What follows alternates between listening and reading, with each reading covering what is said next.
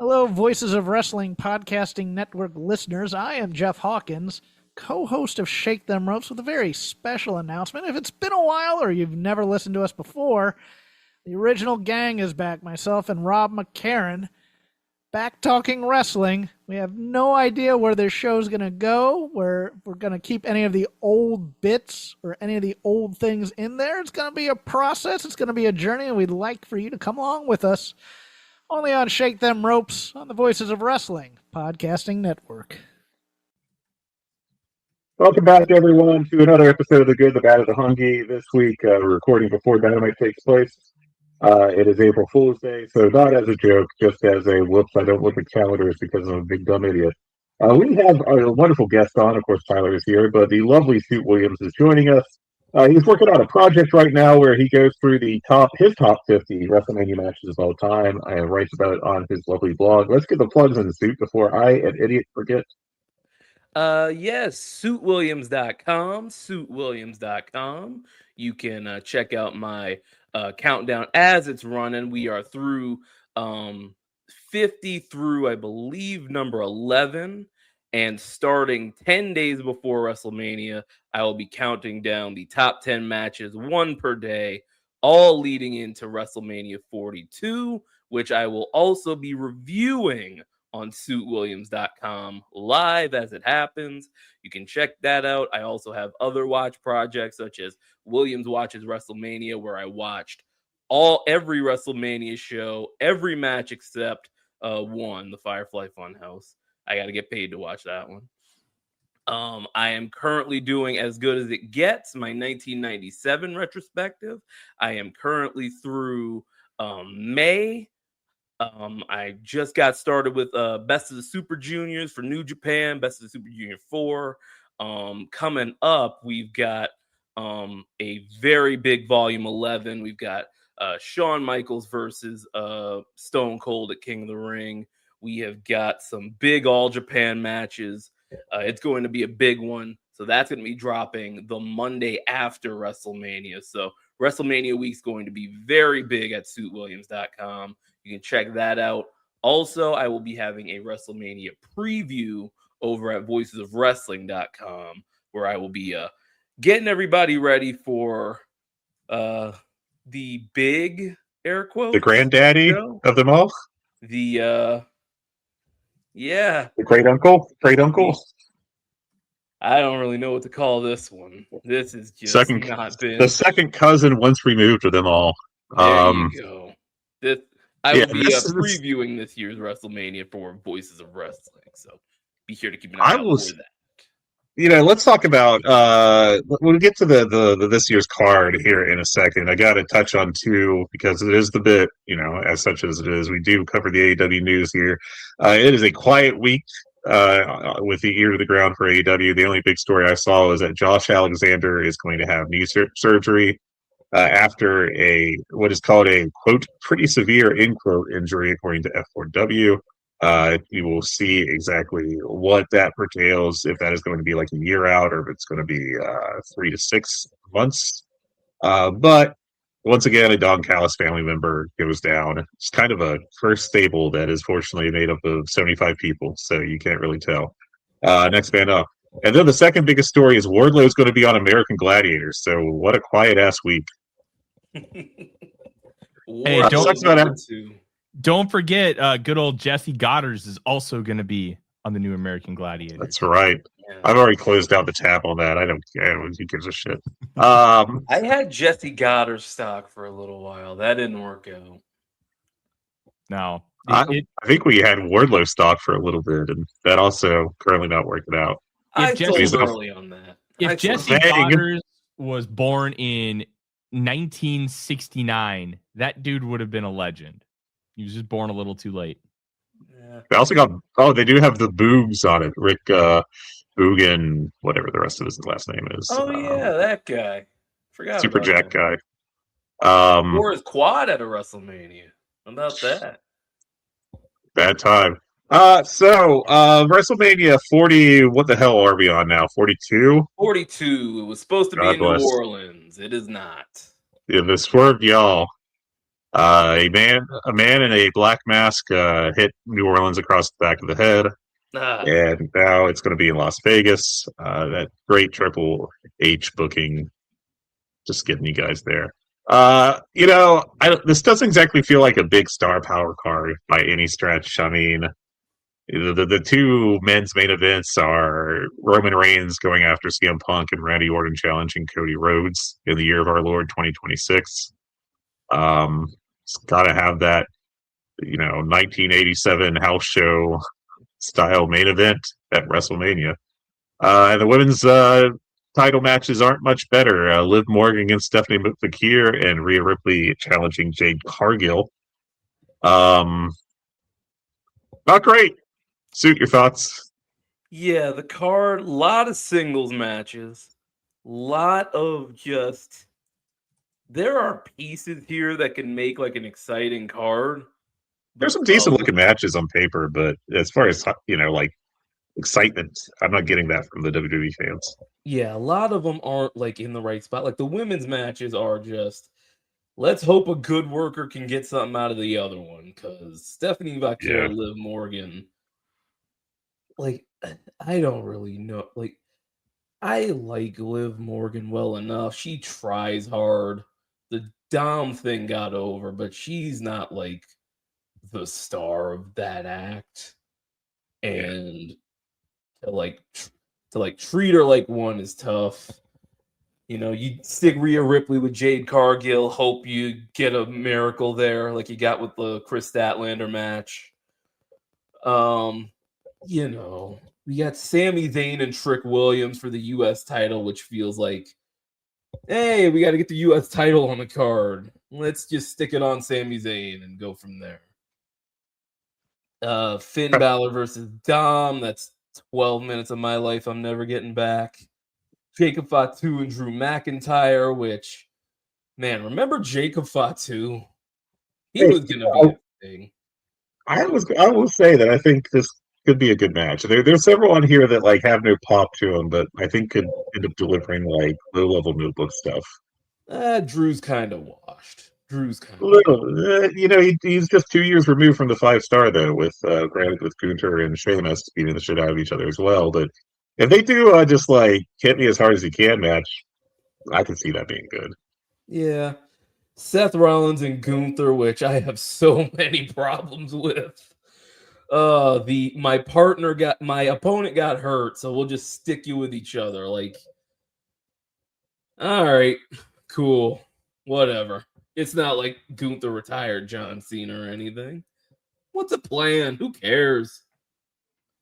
So yeah, this just feels like a show that is indicative of WWE's year, which has been marred with injuries and poor forward planning. And now, we got to deal with Randy Orton in a main event that's going to go 35 minutes and maybe be 3 stars. You got CM Punk and Roman Reigns, which we'll see if Punk can get anything out of Roman. Like, Roman, it's funny watching all these WrestleManias. And I talked about this with Jesse Collins last year when I was doing the original series. Roman is very dependent on the guy he's wrestling. Like, from his first main event with Brock going forward, up until like that first Cody match, which I think was phenomenal, like legitimately would have been, if Cody wins, that's one of the 3 best Mania matches ever, in my opinion. I won't tell you what the other ones are because I don't want to spoil, but it's in the pantheon there. But outside of that, Roman's output is just not what you would want from a top guy like that. He gets eaten up a lot.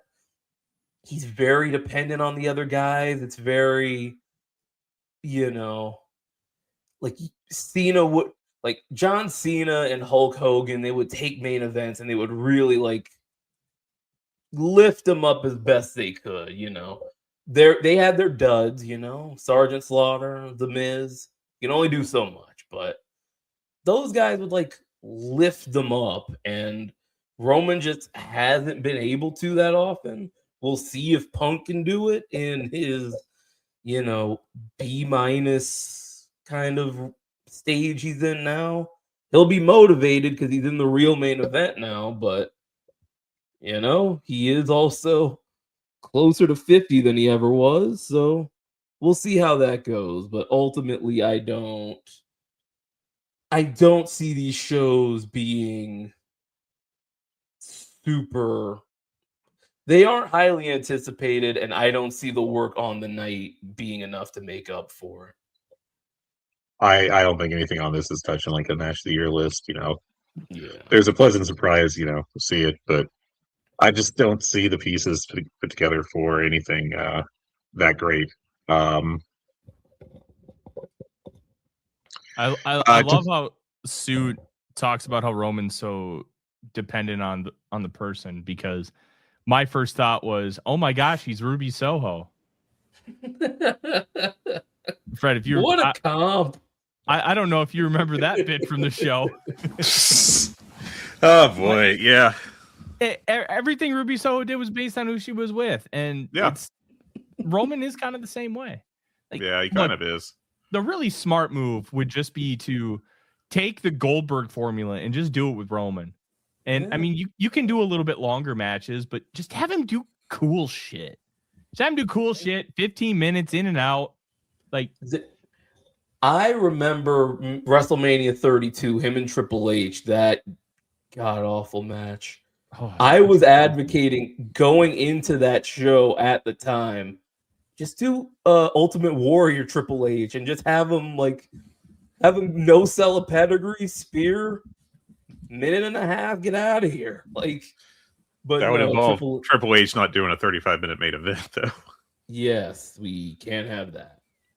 I will say the best Roman Reigns Mania matches, and this is kind of the formula I think for the best Roman Reigns matches, period, are the three ways where he is in there with people that are better than him, and he gets to kind of work around them. You got the Daniel Bryan Edge one for Mania 37 that I thought was great, and then I think one of the better Mania matches ever was the Seth Rollins cash-in, and with Brock Lesnar when Brock was still on the younger side, at least, and, when his act was more novel. Yeah, and he was more going for it, I guess, than just Yeah, that 31 match. It might have made the back. I think it did make the back end of my list, but that 31 match was fascinating because it was there was a real energy in the crowd because Brock had just re-signed, so now it felt like a little more open. And then you had the people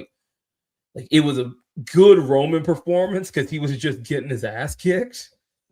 So he was really kind of. It felt like, okay, maybe if they go with him here, it would be good. But they kind of chickened out there. But they had a very memorable finish there, so they got out of it. I will say, that match has probably my favorite spear of all time, where right before Rollins hits the curb stomp on Roman hits Brock with the spear, but it looks like a shoot.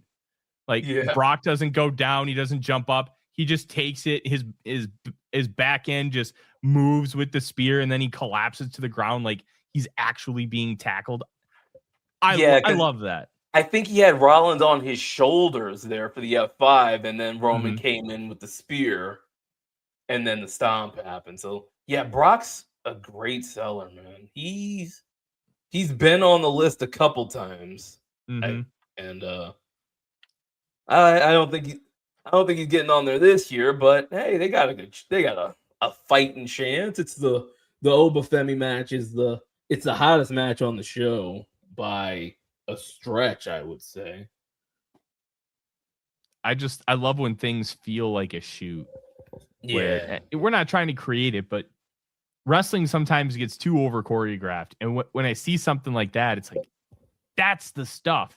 Let's make it feel like he's because he had the diverticulitis, so him just kind of absorbing it and then collapsing like that makes sense in kayfabe, makes sense in real life. I don't know. We don't have to make these things look theatrical. No, make it look like it fucking hurts. I dig it. the Goldberg matches were great because he would sell those spears and Goldberg would lay him in. And yeah, Heyman out there still trying. He was panicking on the floor like, Brock, what are you doing? And then, man, those Goldberg matches rocked. Goldberg rocks. Don't let Warren Hayes hear you say that, just for your own good. Yeah. Hey, he's too busy clubbing seals to listen to the show anyways. So you've been doing the rewatch project. Suit, has anything surprised you with how much you liked it? There were a few. I remember Cena Rock 2, which gets a lot of crap because it was a lot of finishers. But I think in the context of the show, because those two just followed Triple H and Brock Lesnar for 25 minutes, putting 70,000 people to sleep, they had to follow that and they had to get the crowd back. So it's just like, all right, let's just do finishers. And eventually they got the crowd back into it. So that one is one where I was like, man, that one's good. Good on that one. There were some more. I don't have the list handy. I'm on Word. I'm on my podcasting computer. So it's a little different setup than I'm used to. Let me see if I can pull it up on Google Sheets as I'm going. Another match that I didn't think I would like as much, looking at the names, was from WrestleMania 1, Sheik and Volkov versus the US Express. It's in the honorable mentions, and I was surprised that like Sheik and Volkov were like mobile. I guess I hadn't seen them very mobile ever. So seeing them bump all around and like do cool stuff was like, all right, look at these guys go. How about that? And then there's a match. Is it out yet? Yes, it is.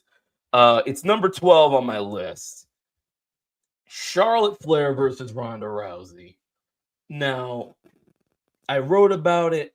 I understand why the vibes were so low going into that match, because it's Charlotte getting another title match at WrestleMania. It's Ronda Rousey not exactly looking great headed into WrestleMania. There's all the outside stuff with Ronda. Feel how you feel about that. Justifiably so. But that match is just those two just beating each other up. Like it's as good, and I think a little better than both of the Rhea Ripley matches Charlotte had. And those matches, are very acclaimed. And I like those matches a lot. But this is what put it over the top for me, that, I just think Ronda Rousey's a good pro wrestler. So that was a match where I was just shocked at how great I thought it was. That would be like my biggest riser coming out of all these WrestleMania shows, because I had never seen it and I had heard, nothing but bad things about it. The cage match score isn't very high, but if you watch that match again, I think you'd be floored. Like, good Lord, they are going for it here. I don't remember that match. Yeah, I don't have much memory of that one either. Yeah. It was Mania 38. It was either the one with Austin versus Owens or the Roman Brock 3. So it was a show Cody came back in. So I wasn't watching it live either, but going back and watching through and watching it, it really caught me off guard how good I thought that match was. Any others sticking out to you that you want to put over? Floyd Mayweather and the Big Show. I was surprised by your ranking for that one. Yeah, I remember liking that match when I first watched it, and then I watched it again in the series, and I'm like, man, Floyd knows what he's doing in there. Like, I don't think he'd be like, he's a great celebrity wrestler. He is like Logan Paul was a great celebrity wrestler, but now he's just a wrestler, and now he's just green and not very good. Floyd couldn't do this like forever, but he was really good on the night. I thought Big Show was a really good like babyface foil for him. I really loved Floyd's act. Like that all came together really well. Where it kind of reminded me of like Owen Hart a little bit, where he was just this like annoying little twerp who was very like, yeah, he was bragging, and he had like his big pyro and his mink coat, and he landed a couple of shots on Big Show. He goes to his corner, and he's got like a gold chalice that he sipped water out of, and it's like, man, this is a good act. He just people forget how much boxing is really like professional wrestling. Once you get in the ring, it's really different. But everything else, I mean, Muhammad Ali was just, Gorgeous George, going back that far even. Conor McGregor was, Ric Flair, Vince, in some of the bad ways too. Whatever happened. Yeah. Thunderlips, baby. Yeah, it was a really good showcase of his of the skills that made him such a marketable boxer outside of the ring. And he was able to put it in the wrestling ring and have just a really, really good match with Big Show. And then I'm looking at the others. The first Money in the Bank match is a great ladder match. It is. It really is. It's, you wouldn't think it holds up. A lot of the WrestleMania ladder matches do hold up, like the early ones. Let me make sure I'm not spoiling anything. Yeah, that's the only one I can talk about right now. But yeah, Money in the Bank 1, just really well structured. It peaks very high. And one thing they did that I think was very smart was the only weapon used for 99% of the match were ladders. So everybody was doing their spots with ladders and being creative. You had Shelton Benjamin being super athletic. And then at the end, you had Edge hit Chris Benoit with a chair. And so it felt like he was cheating. And he got huge heat for it. And then he won. And it was like, man, that was a really good way to make something feel underhanded, even though it was allowed. So it was just, well structured. You had a bunch of the guys who were in the TLC matches in it, so that doesn't surprise me. But yeah, that's another one where I'm like, wow, that held up a lot better than I thought. Yeah, that's in my. I don't really have a ranked list, but that's in my top 12 matches of all time in Mania's history. Yeah. And then, one that didn't make the list, but I was just talking about it was somebody.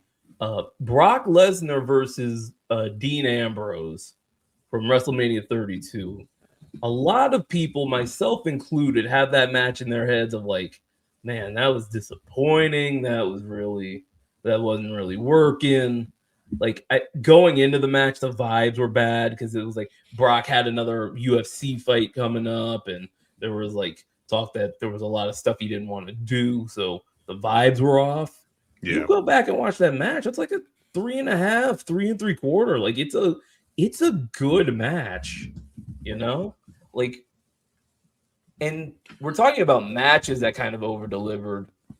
There are shows in this period that weren't as bad as I remember them. I wouldn't they would go up maybe half a letter grade. So if I thought they were a D-, I come out of it and go, oh, that was a C+ show. WrestleMania 32, I wrote about it. I wrote it in the intro before talking about the show. That was a terrible day, as a whole for me, because I had a big paper that I had to do. Oh yeah. And then I was watching this really bad WrestleMania show while I was pecking away at this paper. So it was just a bad day overall. But that was a better show than I remember it being. Not It wasn't good, but it was better. I have no memory of the match itself, other than the Brock doesn't want to work Do Ambrose's stuff, yeah. heel, but I have that as a 1 3/4 in my spreadsheet of Doom. Yeah, it's a lot better than that. Okay, I'll have to check cut that out at out some point. a little bit out of the context of the time. Yeah, The match does feel a lot better than that. I do have from the same show the Shane McMahon Undertaker Hell in the Cell match with a dud rating and a note to it of actual garbage trash on my spreadsheet. 32. I had that at 1.5. I Second just worst was show on the card. abhorrent. I thought that was just a miserable time. Jiu-Jitsu Shane. Yeah, And Shooter Shane. Shooter Shane. There you go. Fun fact about that WrestleMania. I had just broken up with my ex-girlfriend, and I moved out of the apartment that day, and I rushed to set up everything together so I could watch WrestleMania. Boy, that didn't really... Lucky you. They cheered you up. It didn't really make me feel any better, let me tell you. That was a 30-minute Triple H main event with a 15-minute Stephanie McMahon preamble. God. Tyler with the bounce back mania where he gets a gun pulled on him.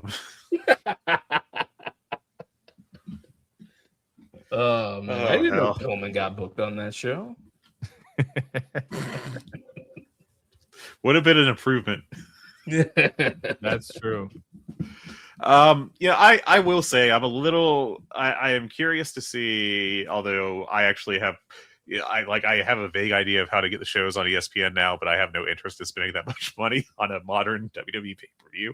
But I am intrigued to see how Brock versus Oba goes. I think that could be pretty fun this year.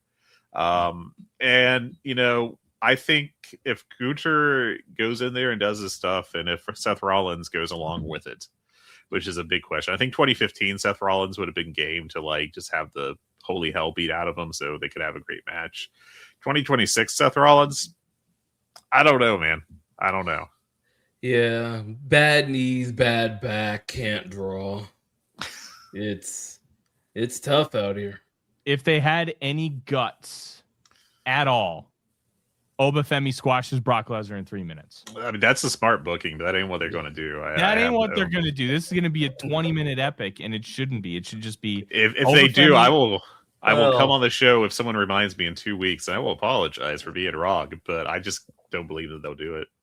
Well, Oba shouldn't be going 20 right now, at least. No.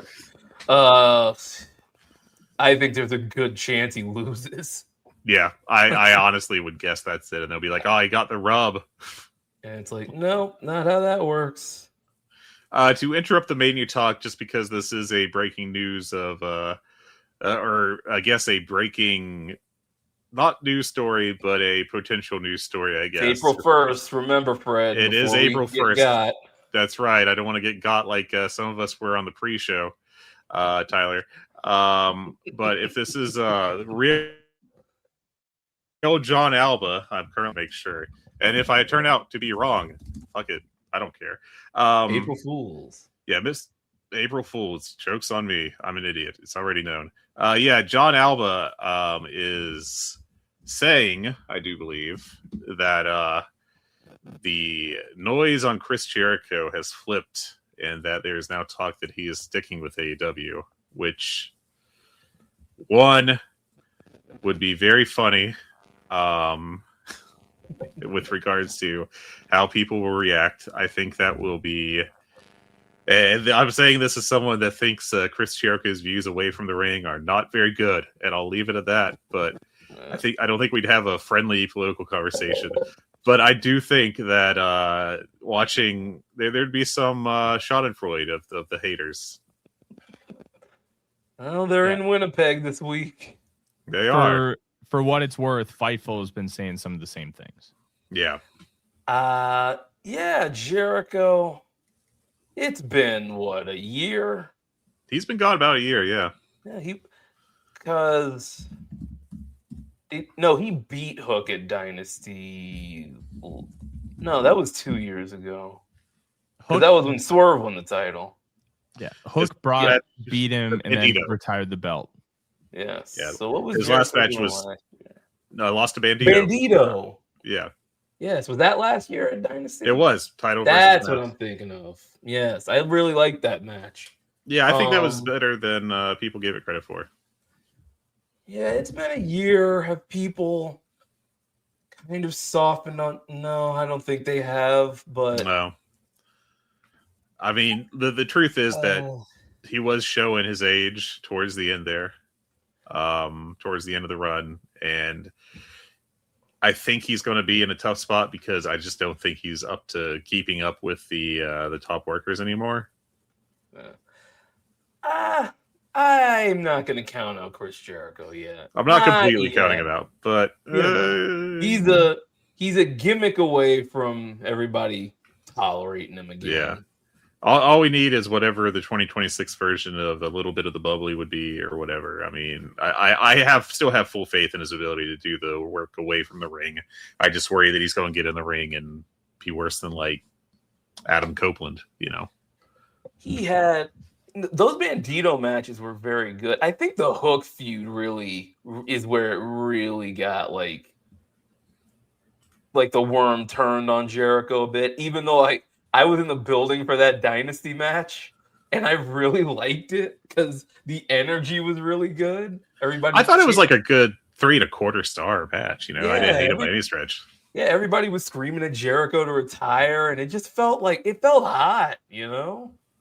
I just worry that like embracing that as a heel character is not going to work in 2026. I think it'll just be the wrong kind of heat, if you will. And he kind of had that towards the end of his last run. Yeah, I think Jericho needed a little break to kind of reset, and now we can kind of reintroduce him.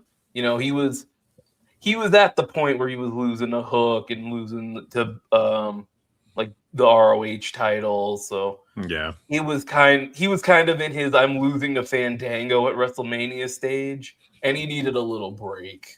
Yeah. So I do think the reaction to whenever he showed up on screen as like the worst thing that ever happened in the history of wrestling was a little much. Yeah. And I'm not defending the run in general. I'm just saying like within them a bit over the top. Yeah. Where would he slot in right now? He's got to be like a upper mid Carter kind of guy. You can't have him in the title picture.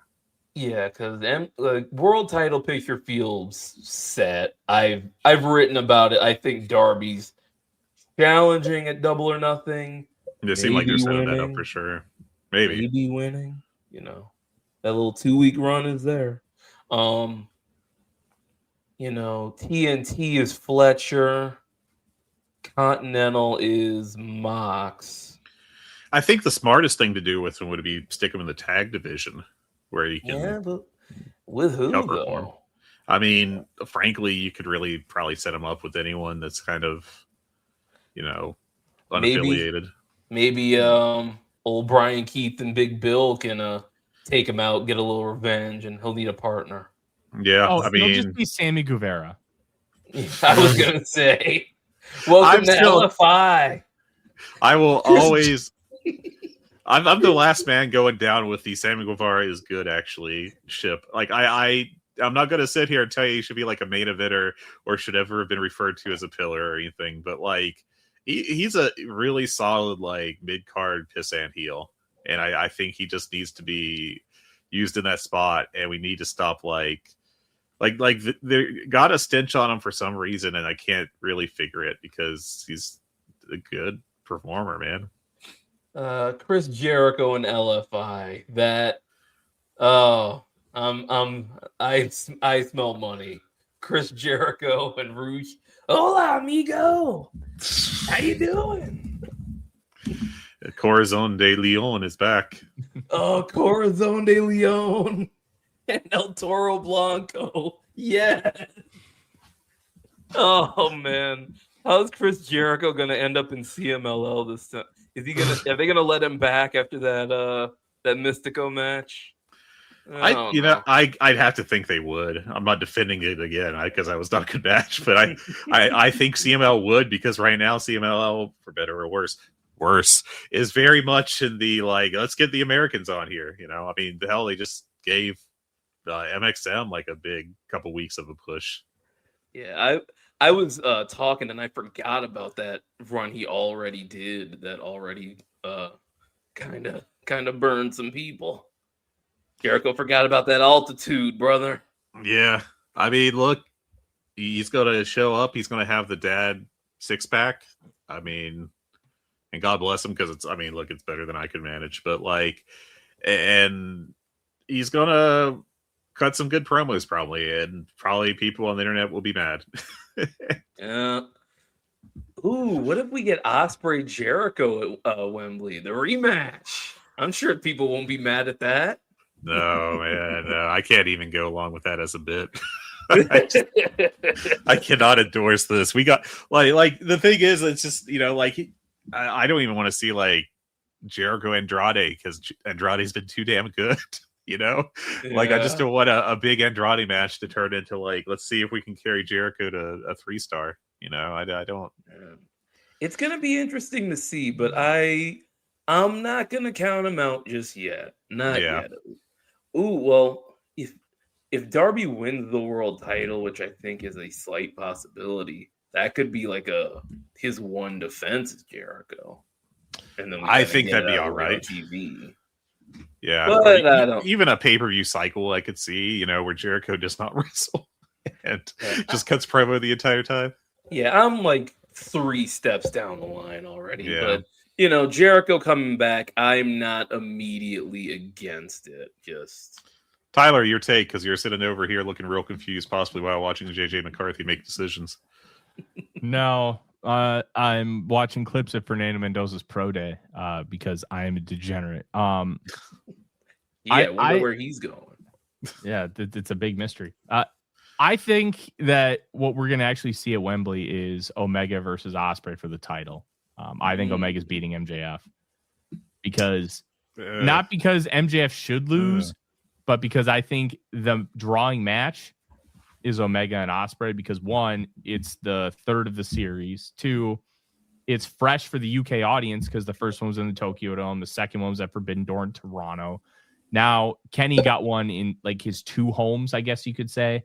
Now Will gets one in his. And 3, you want to have the crowning moment for Ospreay.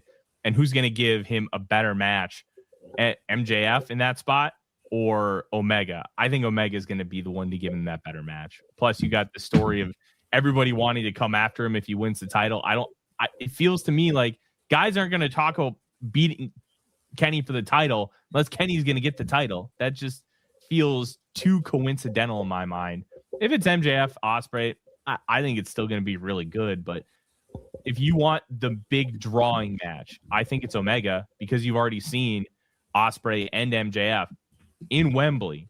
Yeah, it was 3 years ago, and you can still run it, and I don't think it's a big deal. But to me, I think it's going to, no matter what, maybe that's the wrong way to phrase it. I just think it's going to be Omega winning the title in British Columbia, and then having a couple good defenses, and then dropping it at Wembley to Ospreay is like a coronation, passing of the torch kind of moment.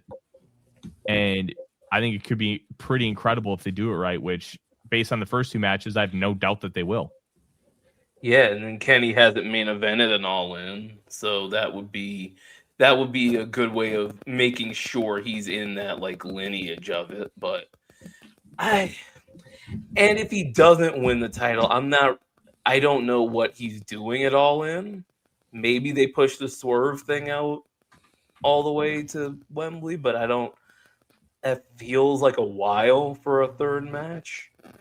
You know what they could do? Yeah. Drop him down to the TNT title mix and have him face Fletcher. That would be a very interesting match. It'd be an odd slotting for Kenny, but in order to just get that match, I wouldn't mind it at all. I think what MJF's doing right now, and what I'm kind of foreseeing, because he knocked Hangman out of the title picture. He's got Omega coming up, and I think he's wrestling Darby at Double or Nothing in New York. I think he's going through like the guys who you would consider like, kind of like the soul and the like faces of the company. So you've got like Darby, who's been like that, like steady, like heartbeat of the company since like day one. Hangman was the main character. I really don't like that term, but that's what they called him. And you've got Kenny, who's Kenny. This is all here because of him. So I think all that's building up to set Will up as this is the new face of the company. This is the new heart and soul of the company going forward. That would be like kind of my headcanon of it. But I obviously wouldn't mind if Kenny Omega was the AEW World Heavyweight Champion. That would be awesome. So if that happens, through everything I said, I'll just take the good Kenny main events.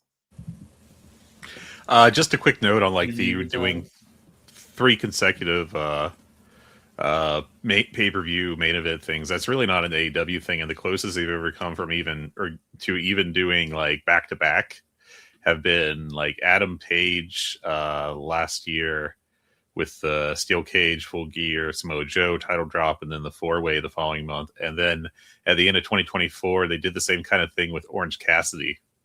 Yeah. Really, still like, one of those weird things in the history of the company is like, remember when Orange Cassidy was treated as a main eventer for the second time? Almost got there too. Honestly, should have. They just kind of were like, yeah, we're not doing this anymore. Just which I don't think was deserving off of the performances he had. But could he have beaten? That was when Max was champ, right? Yeah, actually, that was against. No, he was against. That was Moxley. At the start of the Mox feud. Bad I forgot about early Death Rider stuff. Yeah, he kind of dropped the ball in his end there. Is that a hot take? Like I thought he held up okay in the first match, then the 4-way. I can't blame him so much for the 4-way. The match was fun. He wasn't bad in the matches. I'm saying like the story, like what he brought to like that early, like I don't everybody think was brought anything good. Everybody was like trying to rally the troops, and he was like, I don't want to because I lost all my friends the last time. Like I understand that story. I just don't think he got that across well at the time. So I think that also hurt. And then you go from that to the 4-way to Adam Copeland, and you get the Death Riders. Mm-hmm. So, not to relitigate that. At least we still have the Burchachos to outpace the Death Riders as the worst main event scene in AEW history. That's not getting touched. I don't have any hot takes there.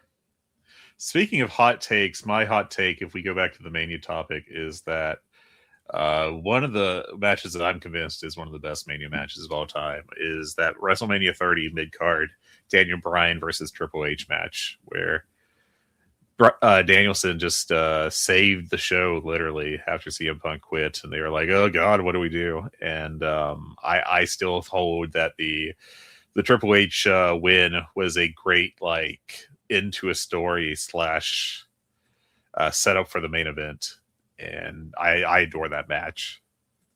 Just a friendly reminder, Fred, that wasn't a mid-card match. That was the opener. That's right. Yeah, it was the opener. I actually thought it was a few matches in. My bad, but still. And it was a few matches in because the pre-show had matches. True, fair enough. I was there. That match was great. I was sat next to 2 Triple H fans. Of course, the guy comes to cut the grass while I'm recording. I haven't done a podcast in months. So, of course, the hour I need to talk is the hour when he's cutting the grass. Phenomenal. Love it. Fantastic. But anyway, in all fairness, I don't think your mic's really picking it up. So great. I turned on the echo canceling, I think it was. But that match was very good. I was sat next to 2 ladies who really liked them some Triple H. Either that or they didn't like Daniel Bryan. Either way, they weren't cheering for him. And that just made the whole experience better. So really good stuff, that match. It is 27th on the list, so just outside of the top half. I can only enjoy Triple H so much. which I dropped given- 5 on that match. I don't mind saying it. I went 4 3/4 for the main of the same show.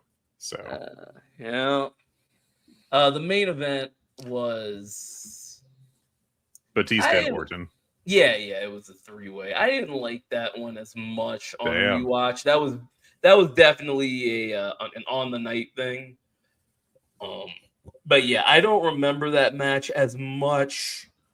Like I remember like the Batista bomb RKO through the table where Orton caught one of the TV monitors on his back. And I was like, ooh, that was this is why you don't do spots. Oh.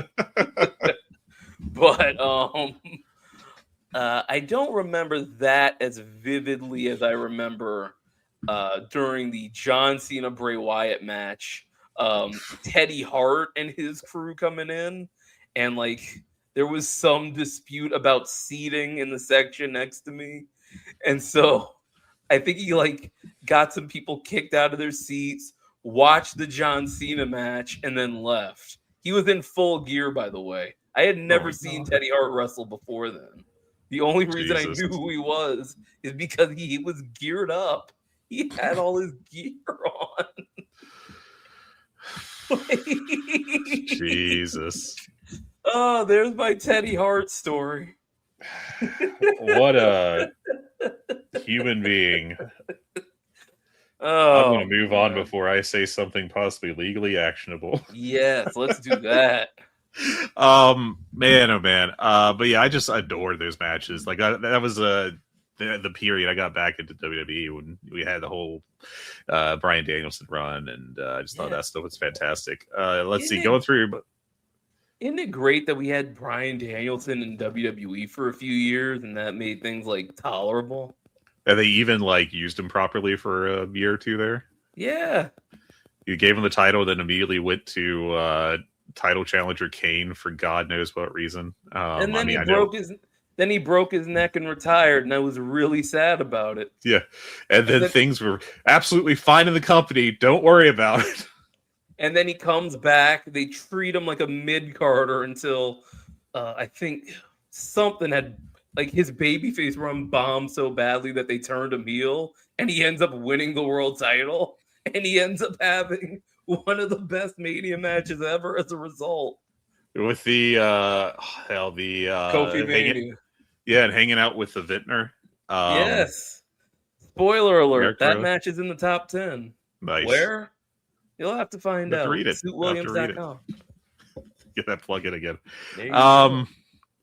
Yeah, I was not that big on the. Yeah, I actually like the Kofi one. I was going to say I didn't see it here, but yeah, I got a 4.5. That was a damn good one. A very random one here that I have at the 4.5 line is the WrestleMania 38 Night 2 Raw Tag Team title match of the Street Profits and Chad Gable and Otis challenging Randy Orton and Riddle. I love that match, apparently. Hey, 38 Night 2. I liked it. 3.5. All right. My high school classmate, Chad Gable, by the way. How about that? El Grande Americano, the original. He probably should have beat Gunther that one time. But that one was good. Shame the Street Profits fell in that ditch with Bianca Belair. God, talk seriously. But yeah, that was good. RK Bro, man, Matt Riddle. Remember that? If only Matt Riddle didn't do abhorrent things outside the ring. Could have been a legend. But alas. If only Matt Riddle wasn't Matt Riddle. There speaking of matches that outkick their coverage. There's a Sheamus versus Cesaro match somewhere. Oh, yeah, that one rocked. Sheamus versus Riddle, I mean. From that was good WrestleMania, from WrestleMania Tampa. That was the match of the night. That's on the list. And I remember writing that it's a glimpse of what Riddle could have been if he wasn't who he was. Yeah. Like, that where did I have that? Could potentially fall in my top 50. I have it at a 4 flat, and that's about, that's where the number 40 spot would start for me.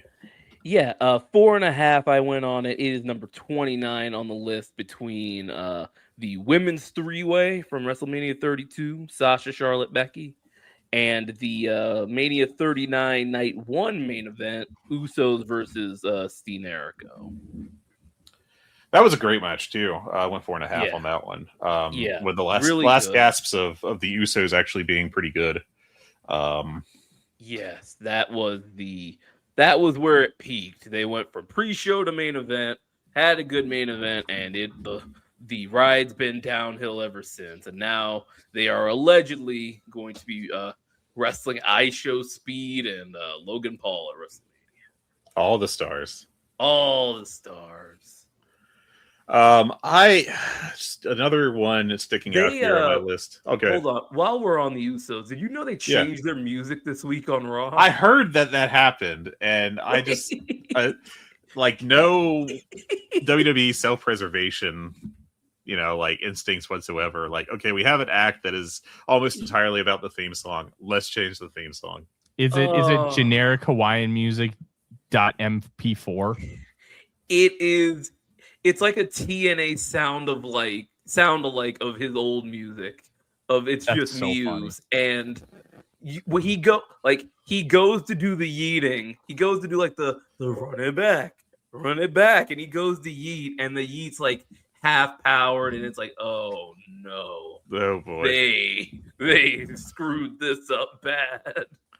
As an old, my favorite WWE messed up with the theme song example is when they tried to give Victoria in like 2003 it was Tattoo, I think, with all the things she said. And like she did what felt like an 18-minute dance sequence at the beginning of her entrance on a very random Raw. And it was just like, no, this isn't working. Yeah, they changed it to... It was a song with like Nicki Minaj before she got famous. I don't remember the song, but I remember it was Nicki Minaj before she got big. And it was like, man, how'd they get that? How'd they score that? And then she was out of the company by the time Nicki Minaj did get big. So yeah, there you go. Ah, well. Nevertheless. I got a couple matches that I want to mention that I think should deserve some consideration for these top lists. One of them the WrestleMania Remember Some Guys show.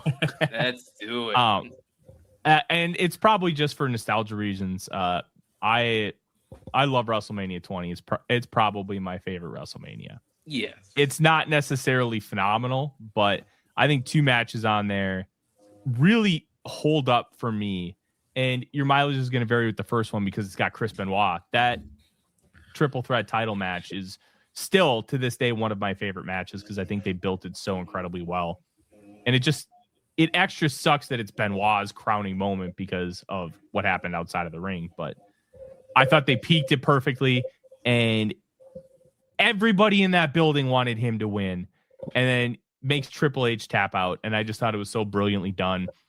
The way they built it, and then the way they intertwined the Triple H Shawn Michaels feud that culminated, I think it was at Bad Blood, like a few months later, which had that god awful Chris Benoit Kane match.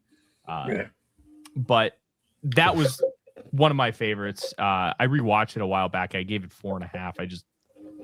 I love that match. And then Eddie Guerrero versus Kurt Angle had one of my favorite finishes of all time. And undoing the boot, and Kurt Angle holds it up like what? And then the small package, because it makes Kurt look strong because Eddie is just a little cheating bastard. And it was just a technical masterpiece. He undid the boot because Angle had been working over the ankle so much and like wrecked it. And the thing about that match is like the crowd, like at the start of it, is kind of cold for it. Because Angle had like just turned and it was kind of weak, and the show was kind of. It didn't help that they died because it was the Victoria Molly Holly match. As Angle's making his entrance, Molly Holly's getting her head shaved. He's still getting her head shaved. Yeah. Yes. They did a whole video package, and then Kurt Angle comes out, and they're just on the stage, and Kurt Angle does not acknowledge it at all. Mm-hmm. Yeah. But yeah, that match was very good. I went 4 on it. Really good stuff. And then that 3-way main event, I'll be talking about that match in depth later in the countdown. That is. Yeah, I don't think that's going to be a surprise to anyone really, unless like you're just completely unable to watch Chris Benoit. Which, hey, I can't blame you. Listen, I remember the Family Annihilator penalty is a rare one, but a necessary one. What was the first time you guys saw Benoit after? It took me about 8 years to get back into wrestling full time after that happened. I was also at the tail end of high school, and hey, I finally have friends. I can go do things with people.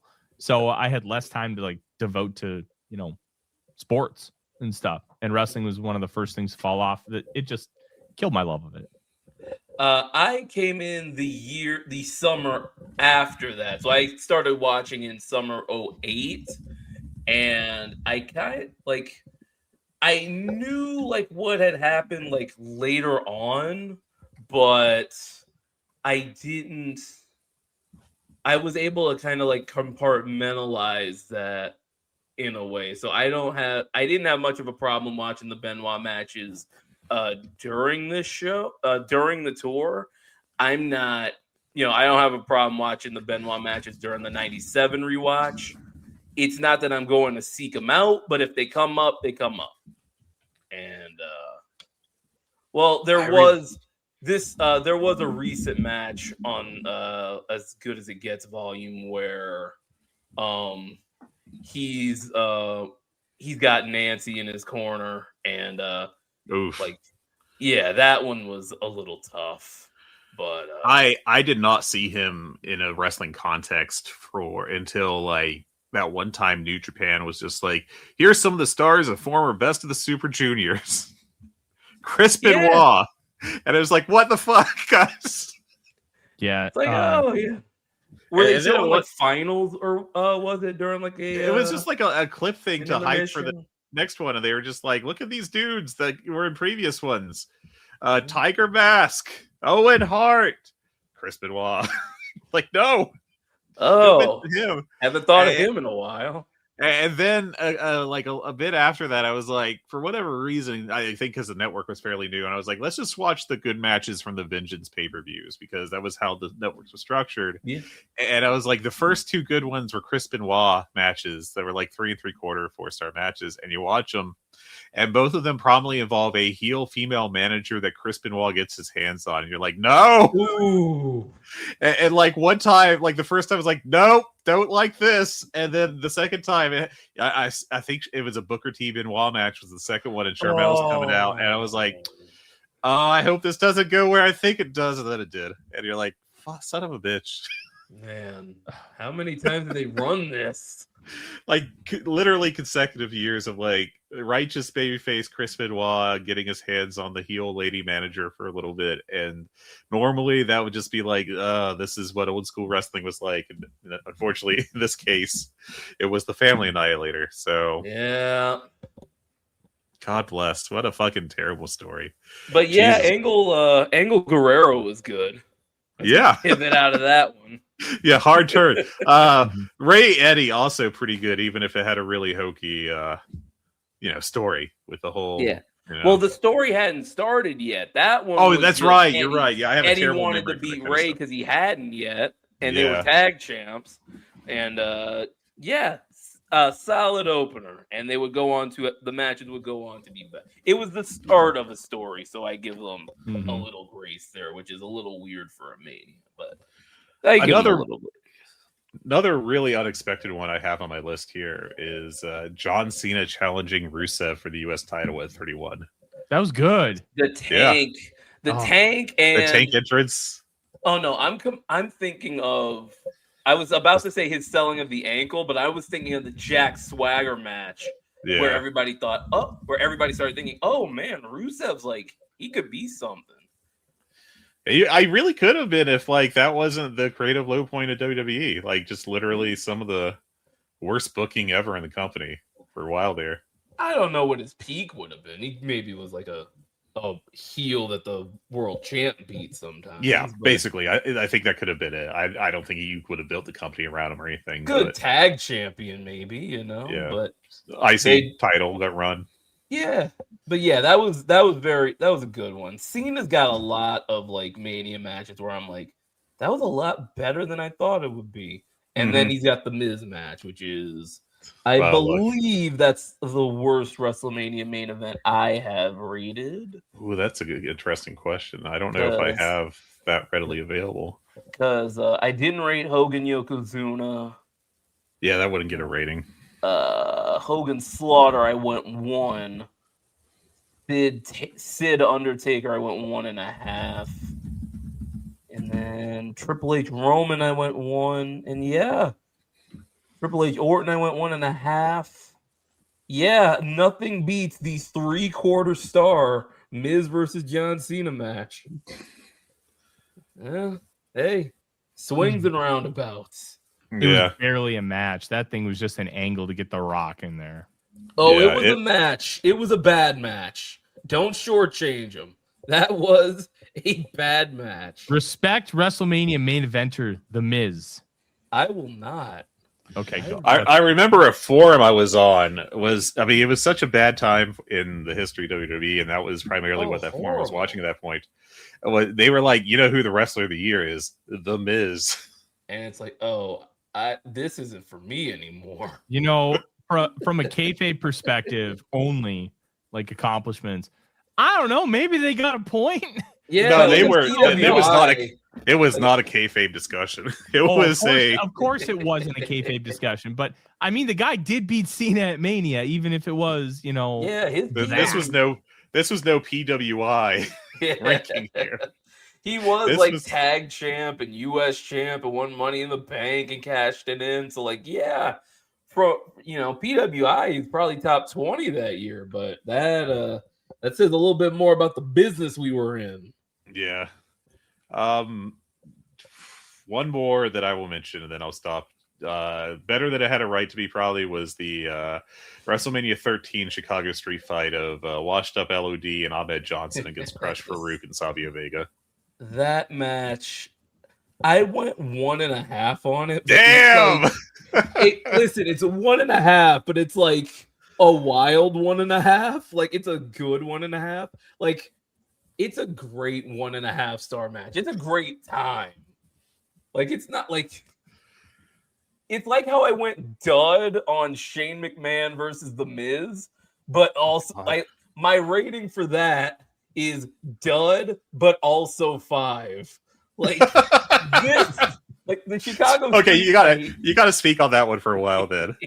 Because Shane McMahon tore his quad, and then Snoop Dogg came in and saved the spot. I forgot that was the Snoop match. He goes in shade and he's like, little known ring veteran. Snoop Dogg. He gets in the ring, he looks at Shane, he goes, "You all right, cuz?" Dying. Those damn McMahon quads. Oh, it's the best. It is the funniest thing I've ever seen on a wrestling show. And I watched Prime Chuck Taylor. I gotta disagree just because I think the funniest thing I ever saw on a wrestling show was when Papa McMahon tore both of his quads. Yes, at the end of the Rumble, and everyone was just confused as hell. Oh, they botched Cena and Batista go over the top rope at the same time better than Luger and Brett did when they were trying to do it on purpose. Yeah. The refs are trying to cobble something together. Vince is out. He throws the jacket down. Just slams his thighs. Obliterates his legs. Oh, my God. What phenomenal. A company. Stu, anything else you want to add before we let you go after just a fun discussion? I think it'd be good if I just ran down what the top 50 was up, what I've had revealed up to this point. 50 sure, go for it. 11. So, number 50 is The Undertaker versus Edge from Mania 24. Number 49 is Rey Mysterio, Kurt Angle, and Randy Orton for the world title from WrestleMania 22. That is one of the greatest one-man shows I've ever seen with Kurt Angle. He was an animal in that match. Number 48, the aforementioned Eddie Guerrero Kurt Angle match from Mania 20. Number 47 is John Cena versus The Rock. I believe this is the first one. 28 or 29? No, it's for the title. It's from 29. So John Cena versus The Rock 2 is 47. John Cena versus The Rock 1 is 46. So they're back to back. Number 45, the most begrudging 4 I ever gave out. Triple H versus The Undertaker, Hell in a Cell. Number 44 is Austin Rock 3 from Mania 19 in Seattle. Number 43, I am on the side of it was good. The Iron Man match. Shawn and Brett. I went a solid 4 on it. Number 42, TLC 2 from WrestleMania 17. Number 41, Hogan versus Rock from Mania 18. Number 40, the oldest match on the list, Hulk Hogan versus King Kong Bundy in the cage. That one surprised me. Really, that one's it's awesome. It's Hogan at his peak and a big guy bumping for him. I'm not gonna lie, I'm a little surprised Hogan Rock was so low. I mean, the work was fine, the psychology was good, but that atmosphere I thought would bump it up a little higher. It was kind of a dead Mania, so it was the hottest thing on the card by like default. Mm-hmm. It was good. I can't in my head bump it up much higher than a lot of these. 39, I'm at Warrior Savage, the career-ending match. Great match. 38, the WrestleMania 39 Tag Team Showcase match. Alpha Academy versus the Street Profits versus the Viking Raiders versus Braun Strowman and Ricochet. The match rocks. Number 37, same show. Seth Rollins versus Logan Paul. Yes, Logan Paul made the list. I'm as shocked as you. Number 36, the most recent match on the list. Io Sky, Bianca Belair, and Rhea Ripley from Mania last year. Number 35, Charlotte versus Rhea Ripley in the Empty Building. Number 34, Charlotte versus Rhea from Mania 39. Number 33, Seth Rollins versus Cody Rhodes. Number 32, from WrestleMania 32, Chris Jericho versus AJ Styles. Number 31, from WrestleMania 31. This is a trend. Brock Lesnar versus Roman Reigns. Number 30, Sasha Charlotte Becky from Mania 32. 29, the aforementioned Matt Riddle versus Sheamus match. 28, the aforementioned Usos versus Owens and Sammy match. 27, Bryan versus Triple H. 26, Undertaker versus CM Punk. 25, Floyd Mayweather versus The Big Show. 24, Undertaker versus Batista. Number 23, The Undertaker versus Shawn Michaels. 2, the second one. I'm not that much of a hot take artist. 22, Shawn versus Ric Flair, the retirement match. 21 is Money in the Bank 1. 20, Edge versus Mick Foley, the hardcore match. 19, Brock Lesnar versus Kurt Angle, where both men almost went out with broken necks. 18, Steamboat Savage. 17, Cody versus Roman 1. Spoiler alert, Cody Roman 2 did not make the list. Number 16, Shawn Michaels versus Chris Jericho, WrestleMania 19. Number 15, Savage versus Flair from Mania 8. Number 14, buckle up, Ronda Rousey and Kurt Angle versus Triple H and Stephanie McMahon. I was in the building for this one, folks. It was awesome. I actually dropped 3 3/4 on that, so I'm not going to give you shit over it. It was fun. They made Rousey look like a star, so you don't want to hear my rating on that one. Number 13, Goldberg versus Brock Lesnar for the Universal title. Number 12, Charlotte versus Ronda Rousey, Mania 38. And number 11, the last match I have revealed at this time, Gunther versus Drew McIntyre versus Sheamus for the never openweight Intercontinental Championship match. And then your top 10 will begin being revealed on April the 8th. And then I will be revealing one a day, every day, up to WrestleMania 42, where I will be reviewing those shows live. SuitWilliams.com, SuitWilliams.com. Fantastic stuff, Suit. Thank you for joining us. Fun show. And I think that'll wrap us up. So check out Suit's writing. He's one of my favorite writers in the wrestling sphere right now. And I always enjoy just talking about matches. It's fun shit. There we Suit, go. anything else before we let you go? Follow me on Twitter at Suit Williams. All social medias, all relevant ones where I can talk about wrestling. And yeah, I've plugged everything already. WrestleMania preview. I believe, yes, I will be reviewing Dynasty over at SuitWilliams.com as well to bring it back to AEW at the tail end. I will be reviewing AEW Dynasty over at SuitWilliams.com. So check that out. We've got MJF Omega. You got Cope and Christian versus FTR. Look out for Nick Wayne. Who said that? He has been conspicuously quiet, but working a couple Ring of Honor tapings. So, you know, yeah, he's the back. signs are there. Keep an eye out. I mean, you can't screw both Canadians. So maybe you give them that one. But yeah, that's what I got. SuitWilliams.com, VoiceOfTheWrestling.com, Voice of the Wrestling Podcast Network. Good, the bad, the Hungee. Hell yeah. Tyler, anything before we head out? Suit rules. He That's does it. rule. All right. Thanks, everyone, for listening. We'll catch you next time. Take care.